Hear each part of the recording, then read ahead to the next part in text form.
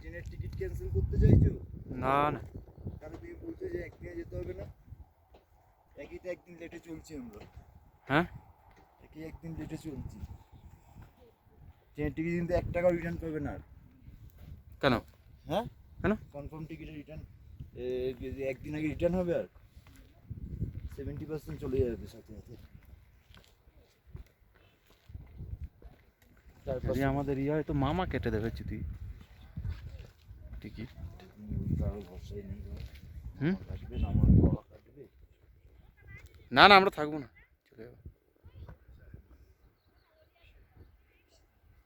কালকে মামা যদি দাঁড়িয়ে এই দাঁড়িয়েটা ঢোকাতে পারতো রাত্রিবেলা কাজের কাছে, এর পাশে গিয়ে কিছু হয়নি, সাথে টাইম